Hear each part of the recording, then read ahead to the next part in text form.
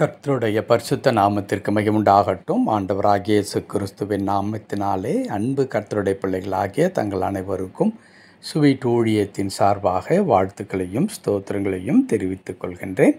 சங்கீதங்களின் புத்தகம் 138 சங்கீதம் 3வது வசனம். சங்கீதம் 138 வசனம் 3. நான் கூப்பிட்ட நாளிலே எனக்கு மறு உத்தரவு அருளினீர். என் ஆத்துமாவிலே பலன் தந்து என்னை தைரியப்படுத்தினீர். நான் கூப்பிட்ட நாளிலே எனக்கு மறு உத்தரவு அருளினீர். என் ஆத்துமாவிலே பலன் தந்து என்னை தைரியப்படுத்தினீர். என் அன்பு கடவுளுடைய பிள்ளைகளே, இன்றைக்கு யாரை கேட்டாலும், ஏன் அதிகமாக கடவுளுக்குள்ளாக வாழ்கின்றதான, வளர்ந்து கொண்டிருக்கிறதான, கர்த்தரை சார்ந்து கொண்டிருக்கின்ற கடவுளுடைய பிள்ளைகளாக நான் இந்த உலகத்தில் வாழ வேண்டும், வேறு ஏதோடு கூட நான் என்னை காம்ப்ரமைஸ் பண்ணிக்கொள்ள மாட்டேன் என்று சொல்லி கர்த்தருக்கு உகந்த பிள்ளைகளாக வாழ்கின்ற அநேக கடவுளுடைய பிள்ளைகள் இருக்கிறார்கள். ஒருவேளை அவர்களுக்கு எவ்வளோ வசதி வாய்ப்புகள் இருக்கலாம், அந்தஸ்துகள் இருக்கலாம், பெரிய பதவிகளே அவர்கள் இருப்பார்கள், பொருளாதாரத்தில் கடவுளுடைய கிருபையினாலே குறைவில்லாமல் இருக்கலாம். இப்படி எல்லா விதத்திலும் இந்த உலக பிரகாரமான காரியங்களிலே அவர்கள் சிறந்த ஒரு நிலையில் இருந்தால் கூட வாழ்க்கையில் எங்கோ ஒரு இடத்துல ஒரு வேதனை, ஒரு கண்ணீர், ஒரு பிரச்சனை வாழ்க்கையில் இருந்து கொண்டே இருக்கிறது. அநேகர் பவுலைப் போலத்தான் நாம் ஜீவித்து கொண்டிருக்கின்றோம். பவுல் அவ்வளோ பெரிய பரிசுத்தவான், கடவுளுக்காக பயங்கரமான ஊழியத்தை செய்தவர். இன்னும் சொல்லுவார்கள், இயேசு கிறிஸ்துவை விட அதிகமாக ஊழியத்தை செய்தவர் பவுல் என்று குறிப்பிடுவார்கள். அப்படிப்பட்டதான ஒரு மகா பரிசுத்தவான் அவருடைய வாழ்க்கையில் ஆண்டவரை நோக்கி பரிதாபத்தோடு கூட ஒரு ஜெபத்தை ஏறெடுக்கின்றார். ஆண்டவரே, என் சரீரத்திலே ஒரு முள் கொடுக்கப்பட்டிருக்கிறது, அது எப்பொழுதும் என்னை குட்டி கொண்டே இருக்கிறது, அது நீங்கட்டும் ஆண்டவரே என்று ஜெபிக்கின்றார். ஆம் அன்பு கடவுளுடைய பிள்ளைகளே, அநேகருடைய வாழ்க்கையில் ஏதோ ஒரு இடத்துல ஏதோ ஒன்று முள்ளாக நம்மை குத்தி வேதனைப்படுத்தி கொண்டே இருக்கிறது. அது என்ன செய்கிறது என்றால், அந்த வேதனை நமக்கு முன்பாக கடவுளுடைய கிருபையினாலே எல்லா விதத்திலும் ஆசீர்வதிக்கப்பட்டு உயர்ந்த நிலையில் நாம் இருக்கிறோம் என்று சற்று முன்பதாக நான் சொன்னேனே, அப்படிப்பட்டதான நிலை எல்லாவற்றையும் மறந்து, அவையெல்லாம் ஒரு பொருட்டாக எண்ண முடியாமல், அவைகளை குறித்ததான எந்த விதமான மகிழ்ச்சியும் அனுபவிக்க முடியாமல் இந்த வேதனை நம்மை கண்ணீரின் கடலிலே தள்ளிவிடுகின்றது.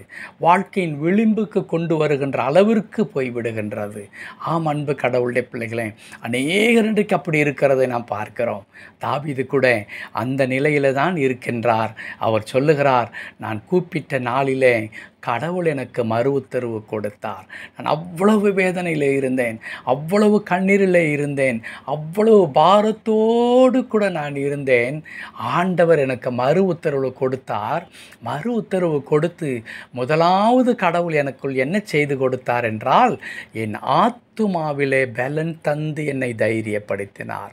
என் ஆத்துமாவிலே, என்னுடைய ஆத்துமாவிலே அவர் பலனை கொடுத்தார், ஒரு தைரியத்தை கொடுத்தார், ஒரு திட நம்பிக்கையை கொடுத்து என்னை தேற்றி விட்டு அவர் சொன்னார், நீ பயப்படாதே, நான் உன் கூட இருக்கிறேன் என்று சொல்லி.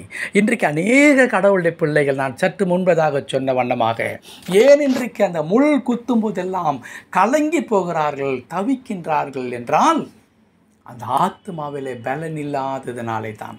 அதை தாங்கிக் கொள்ளக்கூடிய அல்லது அதை எதிர்கொள்ளக்கூடிய, அவற்றை சரி செய்வதற்கான வழிகள், வாய்ப்புகள் தெரியாமல் அப்படியே சுருண்டு ஒரு சிறு பிள்ளையைப் போல முடங்கி போய்விடுகிற அநேகர் இருந்து கொண்டிருக்கிறோம். என் அன்பு கடவுளுடைய பிள்ளைகளே, இந்த நேரத்திலும் கடவுளை நாம் கூப்பிட மறக்கவே கூடாது. நம்முடைய கடவுள் எந்த நேரத்தில் கூப்பிட்டாலும், இதோ என் மகனே நான் இருக்கிறேன் என்று சொல்லுகிற கடவுள். பர்த்திமேயு, தாவீதின் குமாரனே எனக்கு இரங்கும் என்று சொல்லும் பொழுது அத்தனை கூட்டத்தின் மத்தியிலே பர்த்திமேயின் குரல் இயேசுவிற்கு கேட்டது. அவர் வஸ்திரத்தின் ஓரத்தை ஆகிலும் தொட்டால் எனக்கு போதும் என்று அவ்வளவு கூட்டத்தின் மத்தியில் அந்த பெண்மணி வஸ்திரத்தை தொடும்பொழுது என்னை தொட்டது யார் என்று கேட்கும் அளவிற்கு ஆண்டவர் கரிசனை மிகுந்தவராக இருந்தார். என் அன்பு கடவுளுடைய பிள்ளைகளே, இந்த காரியத்தில் கடவுள் எனக்கு உதவி செய்வாரா?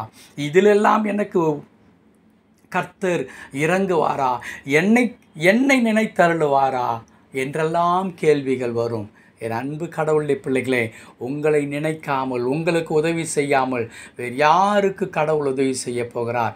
தம்மை நோக்கி கூப்பிடுகிற யாவருக்கும் என்று வேதம் சொல்லுகிறது.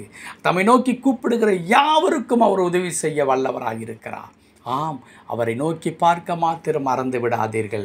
நீங்கள் நோக்கி கூப்பிடும் பொழுது முதலாவது உங்களுக்குள்ளாய் கடவுள் என்ன செய்கிறார் என்றால், உங்கள் ஆத்மாவில் ஒரு பலனை தருகிறார். அந்த பலன் என்ன சொல்லி தரும் தெரியுமா? இதுவரையிலும் கண்ணீர் வடிக்க வைத்து கொண்டிருந்ததான அந்த பிரச்சனையை அது ஒரு கடுகை போல உங்களுக்கு காண்பிக்கும். அது பயப்பட வேண்டிய அவசியமில்லை.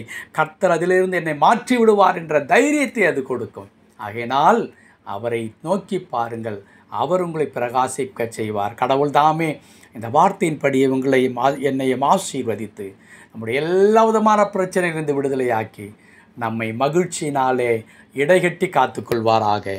ஆமேன், ஆமேன்.